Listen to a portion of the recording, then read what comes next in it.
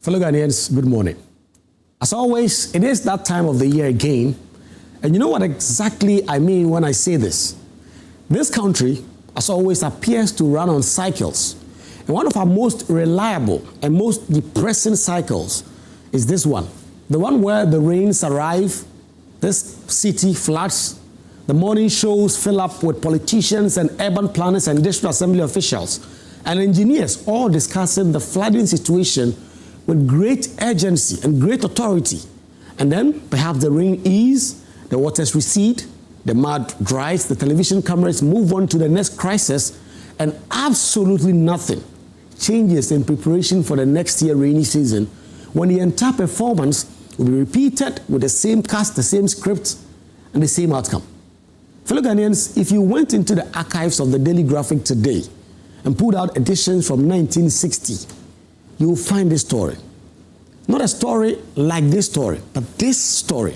Perhaps the same communities, the same descriptions of devastation, the same photographs of people wading through chest-deep water with their belongings balancing on their heads, the same official expression of concern, the same promises of action. Ghana has been having this conversation for over 6 decades without resolving it. Which means that this is not a problem we do not understand, and it's not a problem we cannot solve. It is a problem we have collectively decided, year after year, administration after administration, to tolerate rather than fix.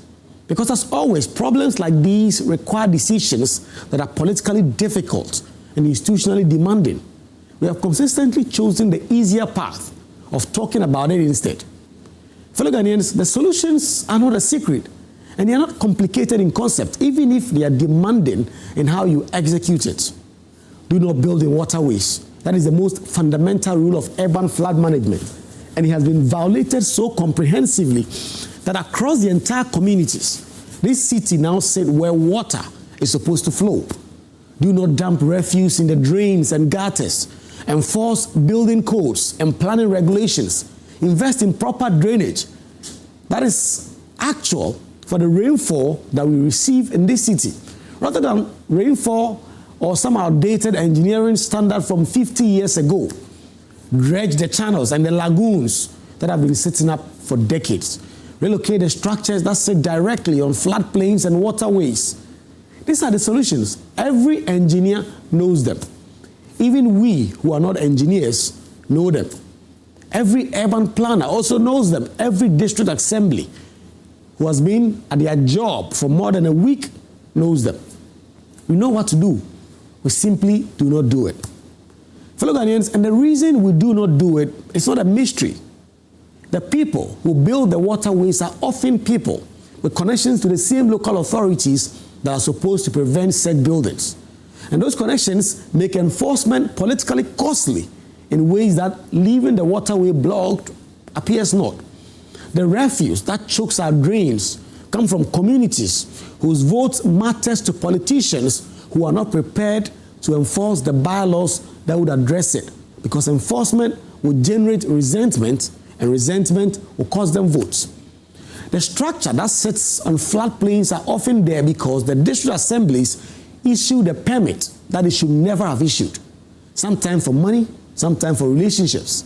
And demolishing them now means admitting that the permit was a mistake and creating enemies in the process. Every decision that would actually solve the flooding problem in this Accra comes to the political price attached to it. And for 60 years, Ghanaian governments at every level have looked at the price and decided not to pay it, preferring instead to pay the other price, the one measured in destroyed property and disrupted livelihoods, and occasionally in human lives.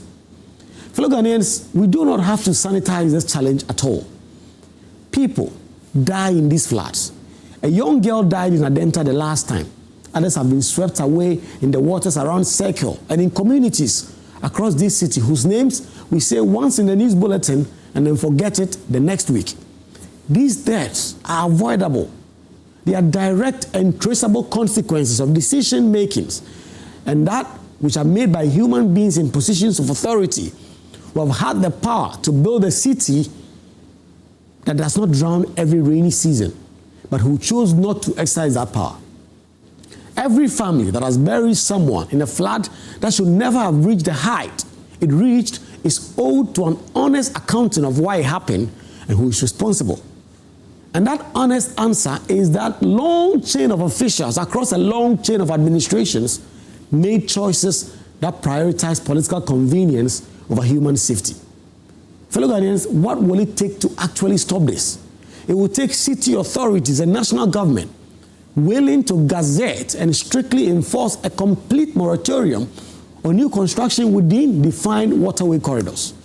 Not a moratorium that is announced and then ignored when the right person makes the right phone call, but one that is enforced with the same rigor we apply to the things that we actually take seriously. It will take a program of structured, compensated relocation of existing structures from the worst flood-prone areas, which will cost money and generate political noise, but must be done anyway. It will take sustained multi-year drainage investment programs that is budgeted annually and actually spent in drainage rather than diverted to other purposes. It will take district assemblies with the staffing, the equipment, and the political backing to actually monitor waterways regularly and remove encroachments before they became permanent. And it will take a complete end to the practice of issuing building permits for structures in areas that any honest technical assessment will identify as flood-prone, and criminal accountability for officials who do that. None of these is impossible. All of this is hard work. It requires sustained political will across multiple election cycles, which is precisely why it has not happened. Because our political system rewards quiet stuff, but the unglamorous stuff that will implement over decades of consistent work is difficult. Building a drain does not cut a ribbon. It does not lead to, say, backaches. It does not generate the kind of goodwill that commissioning a community project does. The political incentive and the engineering requirement of solving this problem are pointing in opposite directions. And so until we find leadership willing to override political incentives in favor of the engineering requirements, this city will continue to drown every year. Fellow Ghanaians, the rains have come. It will keep coming. And in fact, the d1ed has warned that the rains we've seen will be worse than what we've seen in 30 years. And the waters, they will recede at some point, and the cameras will move on.